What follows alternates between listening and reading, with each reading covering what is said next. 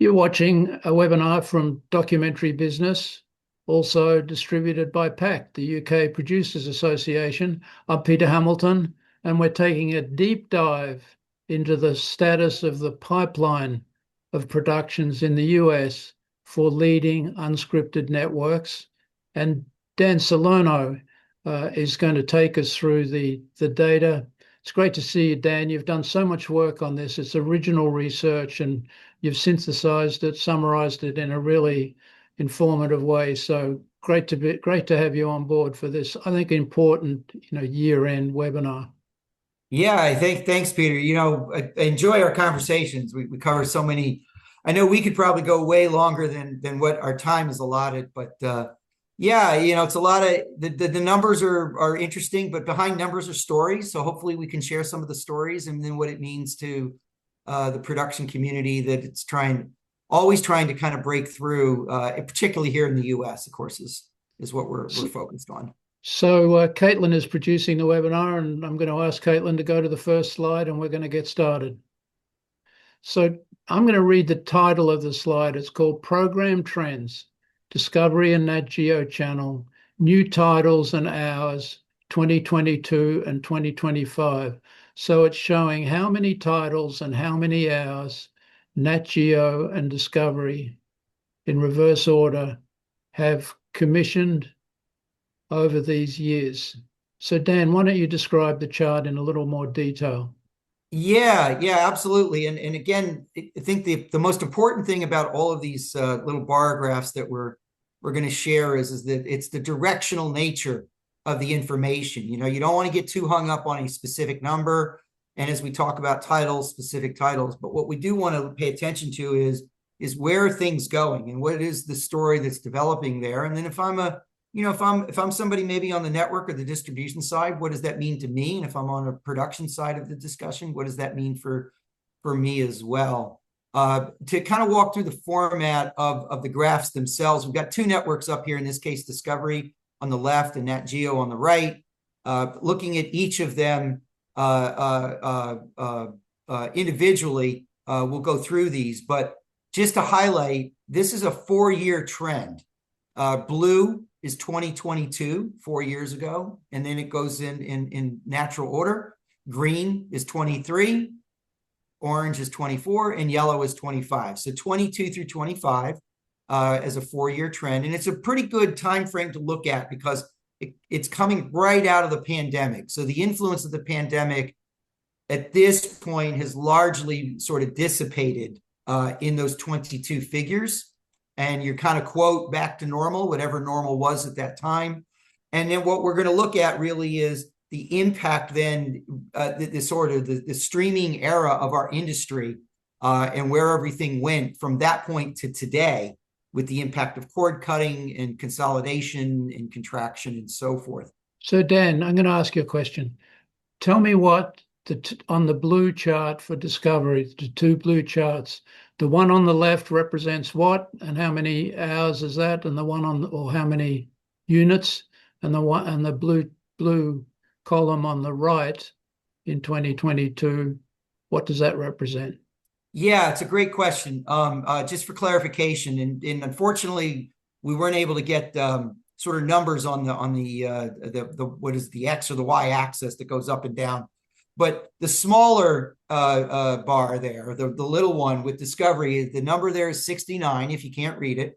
And that represents the number of titles. Okay, that's the number of titles that they premiered in calendar 22. And a title can be a single hour. It can be a 2-hour special. It can be a limited or a mini series, probably 3, 4, 5 episodes. Or it can be a long form series of 6, 8, 10, 12. And in the case of some of these networks like Discovery and TLC, History, even, you can get as many as 20 plus episodes with some of these series. So it's the number of total projects available.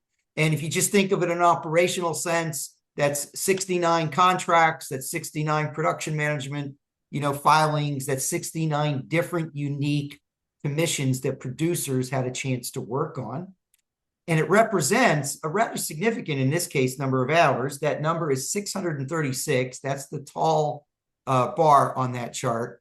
636 total hours. Okay. That's not necessarily episodes, that's hours. In the case of half hours, of course, you get 2 episodes per hour.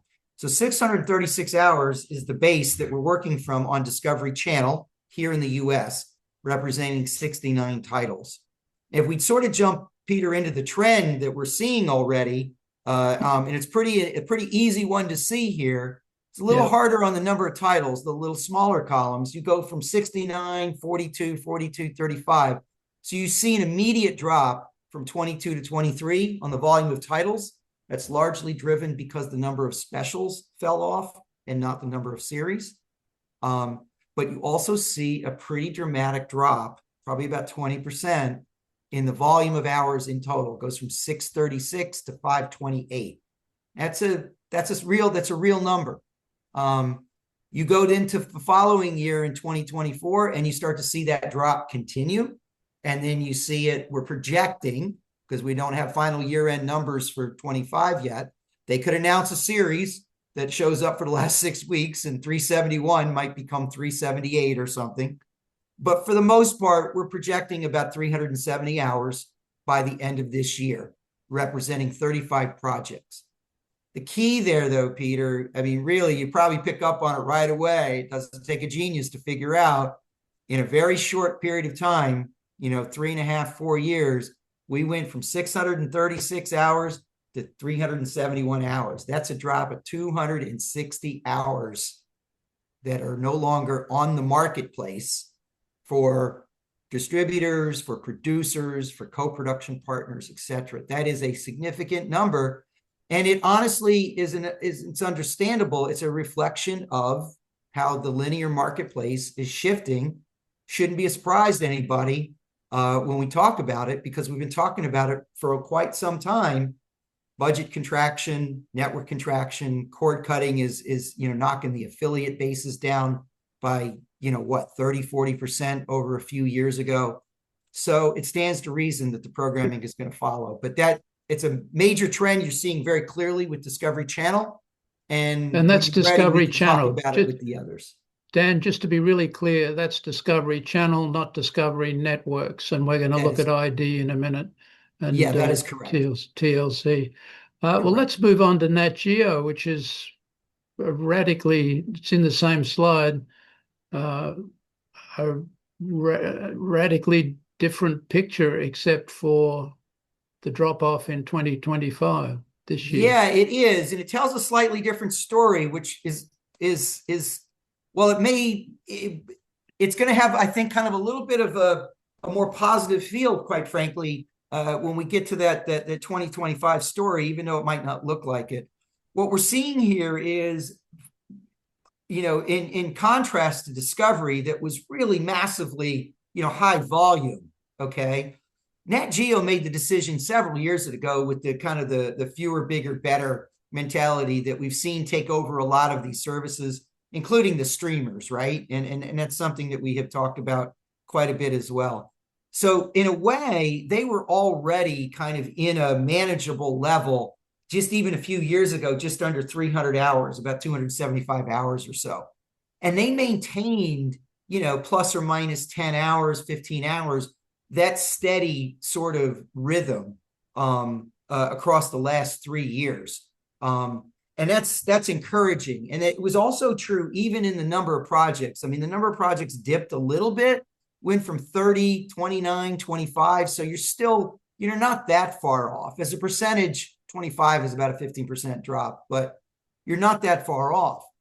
But what do we see happen now this year, 2025? We actually do see a measurable drop off in the volume of hours that we're projecting. It's about a maybe 25% drop off. You're dropping down from about 300 hours to 2.25.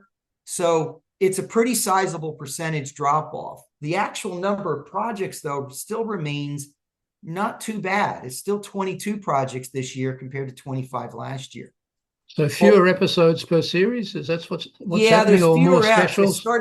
I've started to look at fewer episodes per series. It's interesting you asked that. It's a great question, because 4 years ago, to get very specific, according to my numbers, they did 9.2 episodes per series. Now, that doesn't include limited series.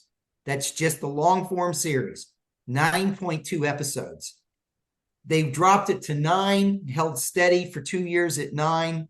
And this year, they're just below 8 episodes per series. So it doesn't sound like a lot.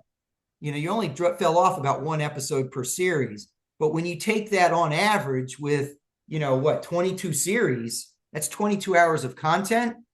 Okay. Let's ballpark it, Peter, at what? $350 an hour value of content.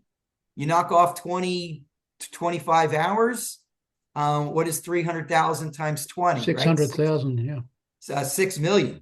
Excuse me, 6 million. Yeah, one extra zero there. $6 million. So if you are Disney and you're working with Nat Geo and you're trying to find ways to kind of, crimp a little here and save a little there, just like we all do in our regular lives, $6 million is a real number. And you go, hey, I can knock off $6 million. And it's only going from 9 episodes to 8 episodes. So the impact isn't so great, right? It's that sort of small trim that isn't big, in terms of a single project, but cumulatively it adds up. But the other story here, there's a larger story at play here, though we've talked about in some of our deeper analysis in previous discussions, is it's not just sort of the volume of hours, it's the business setting behind those hours. They have shifted heavily from full commissions to a co-production model on National Geographic. And it's been a really good transition, I think, from the outside looking in. I think it's actually increased opportunities tremendously for producers. And National Geographic, I think, is kind of really, I think, the leader, and it's certainly one of the few in really being an active player in the co-production community. And you're seeing them go after history and science pretty heavily in those instances. And it's a nice place, I think, that didn't exist as much in the U.S. marketplace at all as recently as 2 to 3 years ago. Of those really 2.25, about 2/3 of those hours that we see on that bar chart are coming from the co-pro and acquisition marketplace. So 2/3 of the 2025, the yellow line. That is correct. And prior year, that would have only been about 120 hours, maybe, give or take. So Dan, I want to ask you a question. Those co-production hours, they're mainly with British production companies, and then secondarily with German and European companies, maybe with Australia. I would say it's heavily leaning into the European side of it for sure. You've got Windfall Films, to call out a name, specifically in the mix. Is one that I've seen pop up quite a bit. I think I don't know why I'm thinking this. Blink Films, I think, had a new one that just popped in the last few weeks. Arrow Media has got one. I think just aired last week or coming up this week on a Toronto airport. So you're starting to see a much more active place. And on the acquisitions front too, a lot of the distributors they're working with, TVF, Sphere, Abacus, Blue Ant, a real global footprint with a number of these distributors as well. Dan, I'm going to step right back a bit about your methodology. You're not calling up your best mate at Nat Geo to get this data. How are you actually tracking it? Because I know it takes a lot of work. Yeah, well, the truth is, it's all out there publicly. There's no secret sauce to this. It's you pay attention to the trades, you listen to panels on like one's on documentarybusiness.com, shameless plug. Thank you, Dan. Real Screen, TV Reel and World Screen are fantastic with some of their free virtual panel sessions are great. You listen to those. And then you pay attention to the EPG and their schedules and what is physically coming through. Take a lot of notes, create a lot of spreadsheets, and then you add the numbers up. I mean, far too often, and I'm guilty of this as well, when you're actually at a network, or you're at a production company, you're focused on what you do every day. There's so many deadlines and emails and oh my God, crisis moments and stuff that very few people, I'm discovering, really get a chance to stand back and take a look at the larger environment. And the great thing about doing that is as you start to kind of really eyeball individual points and you look at them all in one place, they actually start to crystallize into something, and you see a picture. And you even look at a graph like this, and we look at the story of Geographic next door to Discovery visually, and you can see the stories just kind of bounce out at you, and Yep. they reflect the life that we've lived in this business for the last half a decade or so, right? Half a century. Yeah, it Hey, seems like Dan, it sometimes. and because of headcount cuts, there's nobody inside the networks, to my knowledge, that's tracking data like this.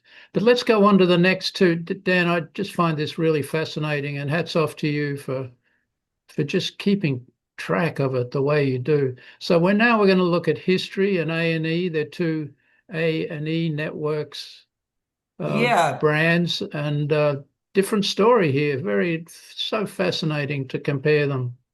it really is. And again, it's one of the fun things about what we do, right? You get a little bit nerdy with the numbers, but as my former mentor and SVP Chuck Gingold said to me back in the day, numbers are just people underneath, right? With stories, when we Yeah, talk about ratings, well, these numbers aren't people per se, but they are programs, and behind a program is a producer, and that is a yeah. real live human being, with an idea and a dream and a story to tell.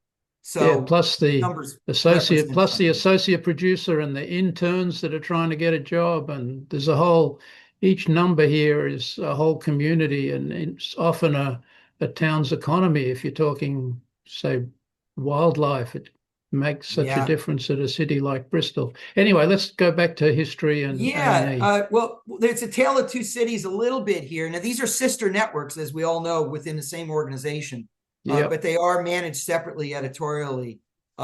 History tells a story that's a little similar to National Geographic in terms of the trend number, right? We don't really see a major drop off. Over the course of 4 years, it went from about 400 hours to 350 hours. So, statistically speaking, you're talking about what? It's still about a 10, 12% drop, but it's a lot more measured as it goes. You don't see that dramatic fall like you saw with Discovery. Again, we don't see the starting point as high as we did with Discovery, right? Discovery was at 600 plus. History was sitting here at 400 at the beginning of the time frame that we track. So, but what you've got with history is you've got a lot of long running series, very long running series, things like The Curse of Oak Island, that is just, what is it, like 25 episodes a season or something like that. One day they'll find something on the island and the whole freaking series is going to have to go off the air. But they do a great job of returning these brands over and over, and it gives them a sort of a consistency, which is not, you don't find it as often as you used to, but it is one of the things they do. That being said, they still do quite a bit of what we call new. And with the new, what we mean by that is new series. And let me see if I can get you the number real quick. They had in 2025, of the series, they did about 31 series. About a third of those were what I call new. And by new, I mean first seasons, not new producers, but new brands. A first season is an opportunity for somebody, right? It's but not. Dan, were they spin-offs like, I don't know, I'm making I'd something have up. to go back. Instead of doing Porn Stars Las Vegas, they do Porn Stars Reno. Yeah, I don't recall a lot of that. They did do, I think, a variation on Curse of Oak Island with Tales of Oak Island. But and Proof is out there. They've also done some variations on a bit, like a little short form six-part series. But no, the actually a lot of their new stuff kind of follows a trend that they've had where it's like some sort of history in the label with, and then name a celebrity kind of thing. So they have sort of hazardous history with Henry Winkler, right? The Fonz, if Oh. you're old enough. They've got, Mysteries Unearthed with Danny Trejo. So they've got very classic history-based topics, but they're fronting them with names and faces that you recognize, and that gets them the ability to maybe get noticed in the marketplace. So in that sense, you are seeing a sort of commonality across a lot of these brands. Lawrence Fishburne is still riding high, I think, on this fourth season of History's Mysteries. So it's a formula that's worked very well for them, for sure. But looking at A&E, Dan, A&E is a A&E different is story. actually it's Yeah, you higher saw in growth. 2025 than 2022. Yeah, It pretty impressive actually that we saw the growth coming in there. They jumped from about a little over 300 hours to 400 hours in 2024. And the thing that's been driving that largely is the crime genre, right? And when I say crime, it could be a lot of things. You've got court cam, and you've got oh gosh, First 48, of course, is their mainstay. But A&E is loaded with crime and justice programming of all sorts of interesting formats, and it's been obviously a major deliverer. And then the other one they've got is a fairly probably low cost archive based stuff in the wars category: road wars, customer wars, neighborhood wars, where they use a lot of kind of user generated archive crafted together to tell half-hour stories. And they've done quite a bit of that as well. They had a pretty big increase in their unscripted category, which includes that genre. In 2025, though, we did finally start to see a bit of the economic reality kind of come into play here. And they pulled back a little bit. And in fact, we kind of pulled back maybe to 2023 levels. They're about 350 hours now, which is comparable to what we saw with not National Geographic, with History Channel right next door. So they are pulling back a little bit. The unknown, I think, Peter, you and I have talked about in our previous webinar on History Channel specifically, is they put there was an announcement that History A&E Networks was going up on the market for sale. We haven't actually yeah, heard it's anything gonna since, so we don't know what's going on behind the scenes. But you do wonder, when you are out there in the marketplace talking about yourself, if you do start to kind of button up some of your spending levels to make yourself more attractive in those discussions. So that might explain a little bit of the dip as well. The other yeah trend, the I'm just going to add to that. The mergers and acquisitions, the M&A environment right now is making untold impacts on programming decisions, and we could spend a whole webinar just on that, Dan. very much. A&E was not on the market and was therefore, steady over the last few years, and is suddenly uh, being entertaining buyers. Whereas Discovery, they were experienced the merger or the acquisition with consolidation with Warner Brothers, and are now back on the market all over again with Paramount. Mm-hmm. So why don't And we and leave those actually, we should impacts we'll note leave that. those impacts for another day. Yeah, and I will say that it's noted that at number one, as we record this, I know it won't be the day we release, but as we record, I believe today is the day that all the bids need to be in for Warner, at least for a first bid, right? The other thing, though, to make note of, and we did talk about this a bit in our history webinar as it relates to A&E Networks specifically, is they don't have the natural built-in streamer. And if you recall, 4 years ago, we talked about that possibly as a liability. Then we shifted it maybe to an asset as streamers became a little bit more economically challenged. And now we're kind of mixed, right? At least with Discovery and Nat Geo as the prior two brands, they kind of have a streaming outlet to work with their economics, and they can kind of play in both areas. A&E doesn't have that luxury, so they have to find other ways to make these things work. They're doing that clearly with, I think, slight cuts. Probably they're looking to, we saw with the Life After People series on history, they used extensive AI to reboot that brand, which probably brought the cost down without taking away from the story. And in both cases, but particularly I think with history, I'm starting to see a trickling in of acquisitions.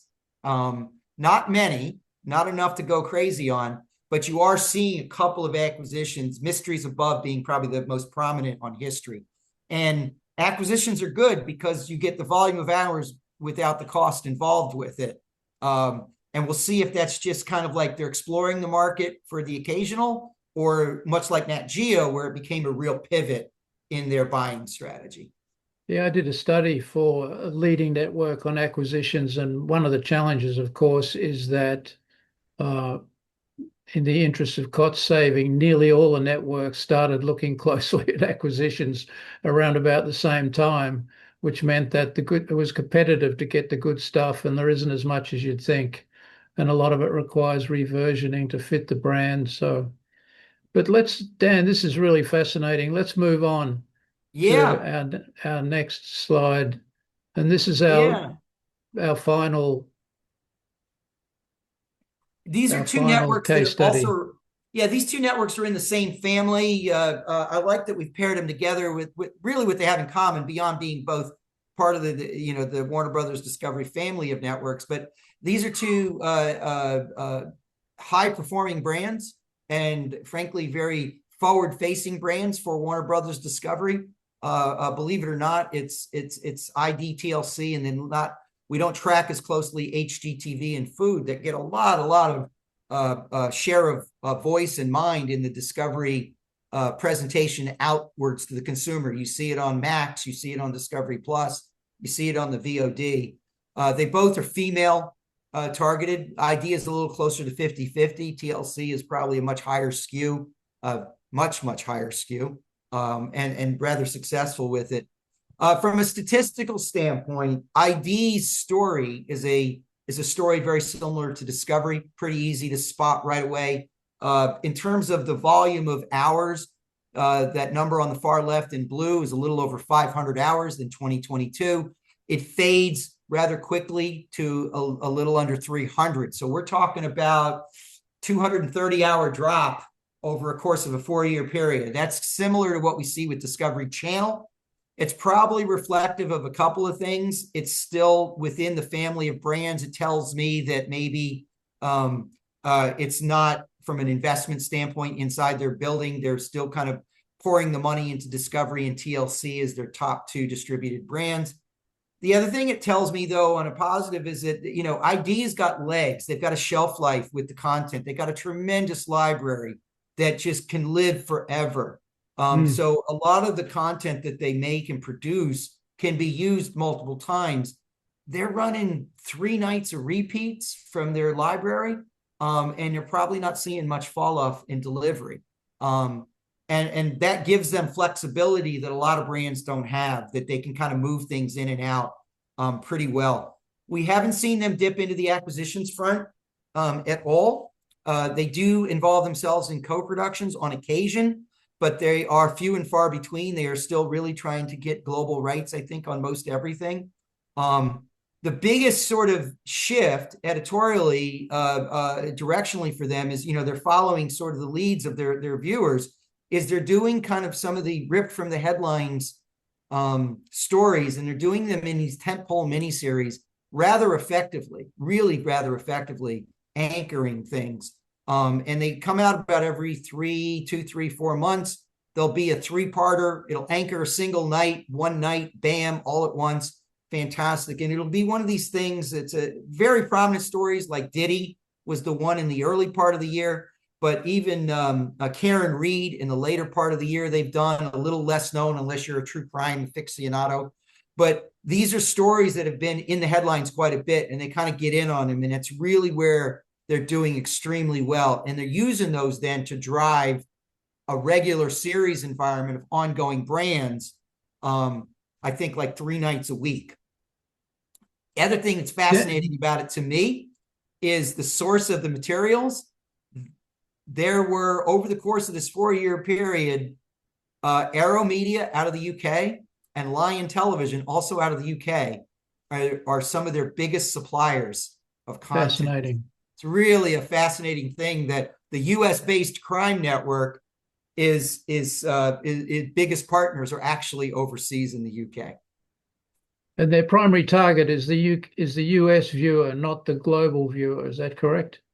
Yeah, that's correct. I think their content still travels with the Discovery brand does go global, and it does travel, I think, internationally as well as Max. They become a really integral part of Max, and I'm saying this really as just somebody, again, you look at like what's in front of you and put the clues together. You can see in the top 10, trending this week on Max or trending today on Max, the ID specials are the ones that are tending to pop in there, mixed in with the more proper HBO stuff like Hacks and the Penguin, earlier in the year, and whatever else things they've got going on, and coming more from the entertainment front. What's going to be interesting, we really don't know the answer. And of course, we all know right now Warner Brothers Discovery is in a merger discussion or taking bids for sale. How it all plays out, but if the Max Discovery split does take place, how much of Discovery's content is going to remain on Max? I don't know the answer to that, but that's one of my questions, and we'll see how that paradigm works. Above our pay scale. Yeah, very much. We still got a few months before we learn more about that. Dan, let's go to TLC, the former home, or is it still the home of Dr. Pimple Popper, just to give you a taste? Well, it's not the home of Dr. Pimple Popper anymore. I don't know why, but she's no longer got original episodes on TLC, but I believe she has a new series on Lifetime, if I'm not mistaken. But it is still the original home of many, many, long-standing personalities. The Johnstons, the Seven Little Johnstons is sitting in there, Sister Wives, and a couple of variations of that. And then, of course, the 90 Days franchise, that we know and love, with its, dozen different spinoffs and extra spinoffs. And I continue to compliment them. They really figure out how to do more with less, because at 90 Days franchise, they can do, I'm making it up right now, but they could do a 2-hour episode of 90 Day Fiance the other way. And it'll show up on a Sunday night as a premiere. It'll show up on a Monday night as a pillow talk where they do a derivation of it using the same show. It'll show up then with More to Love or something like that on a Thursday night. They're getting 3 bites at the apple for one show. And it works. They're not giving up any ground with it. I mean, that's awesome. If you're them, that's awesome. You can fill space. Their trend. Hey, Dan, before you go on, I want to insert a personal note here. I came to the States on a 90-day fiance, and I lived here for years, and I never once imagined that you could make a TV show out of my own experience, which was incredibly dramatic. It was life-changing. I had to consult with lawyers. It was really difficult. And so I totally get it. I got it when that series launched.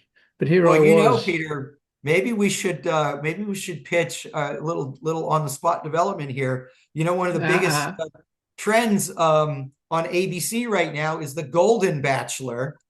Maybe there's a Golden 90 Day Fiance derivative that can be that we could play with. I'm sure you never stop, Dan.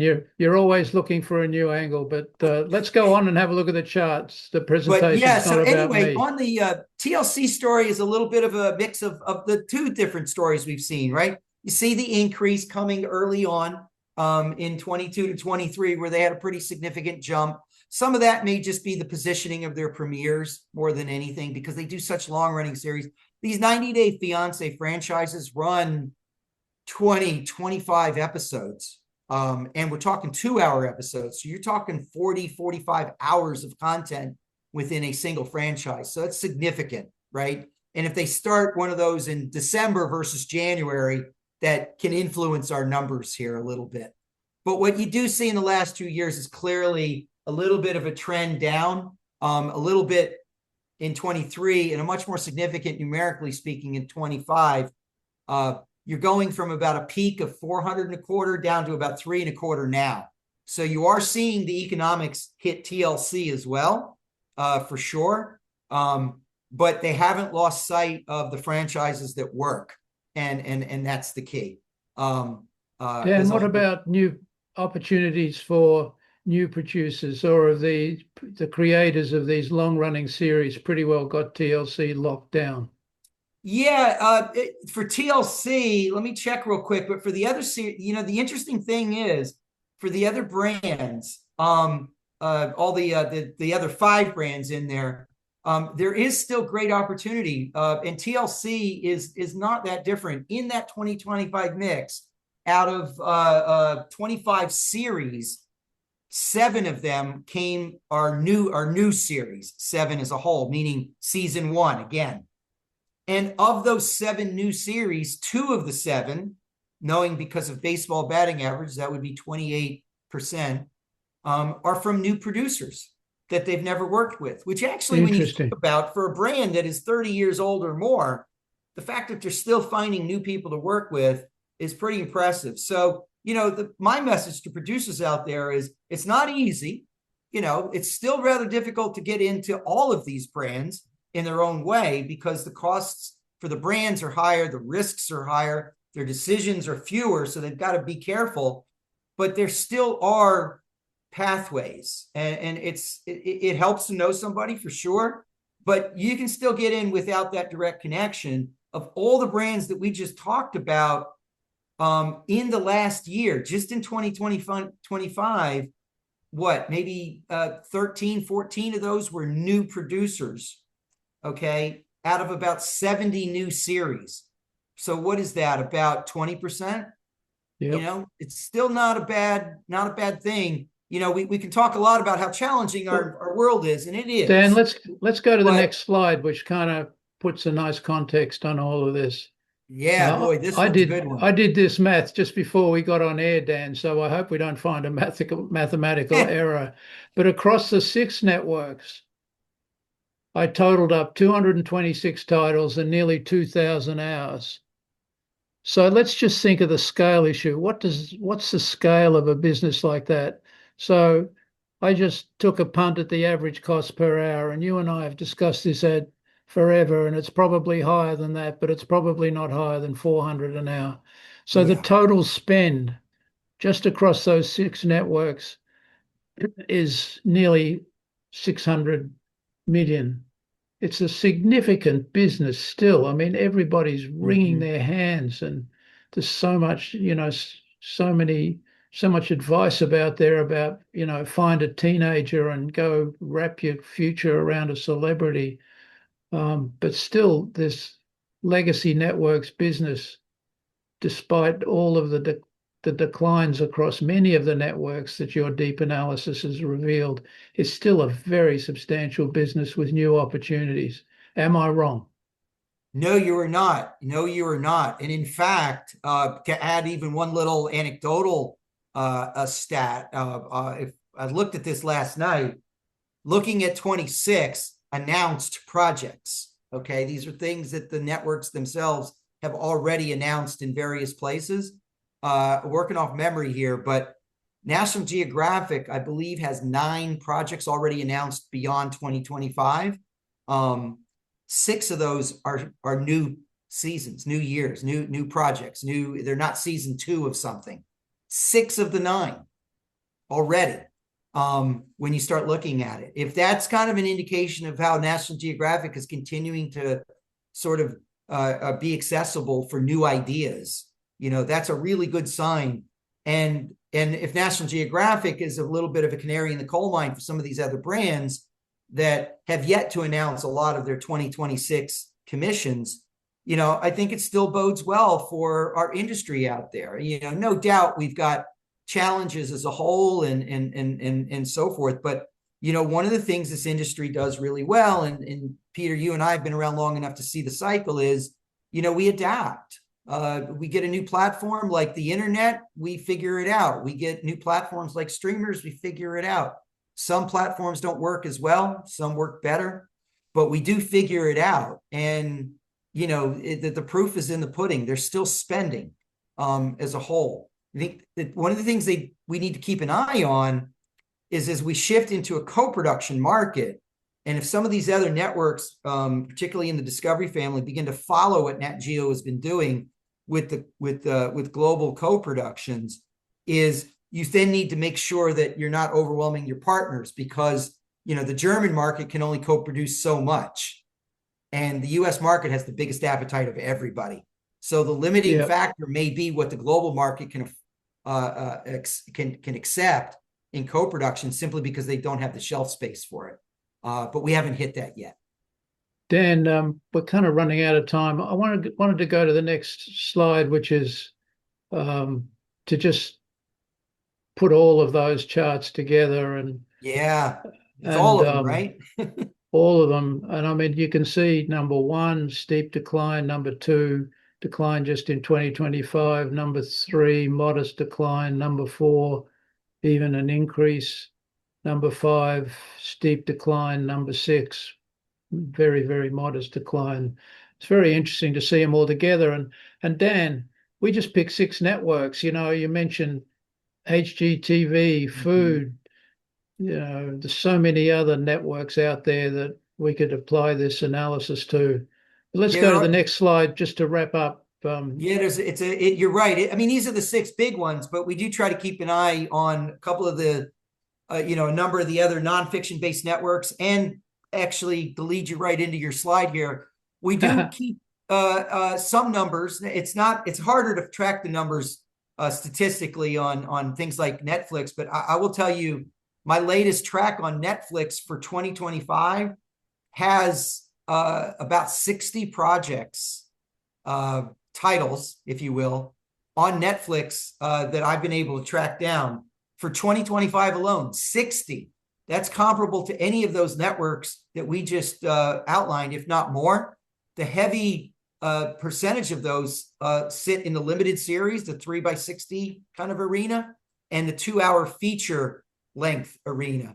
So in addition to those legacy linear networks, streaming has also got some fantastic opportunities, which I wasn't meaning to set you up for that, but it looks like I set you no, up. it's Thank you, Dan. And boy, I was going to find a path too, because we've just updated our studies. Netflix 2026 has a database of nearly 1,000 Netflix acquisitions and commissions, originals, and really useful. And the database includes the production company, and for those of you that are looking to marry up. Then we've got our course, selling your documentary to Netflix, which has been a tremendous seller over the years, and really gets down to I'd say, the secrets of the pitching process. And then we have a survey, streamers and documentaries, which we update all the time. And you can find those at my store on Documentary Business. Dan, it's real. This is so fascinating, Dan, and I'm sure we could do it all over again and find out new highlights and so on. But we realize that the industry is going through challenge, but we're fundamentally optimistic about the fact that there are challenges to be taken on. We're not saying it's easy. We're not saying that if you're not in a position of advantage, if you're an outsider, it's a lot harder than an insider. But there are still opportunities there, and folks are breaking through all the time, and that's where we come to it.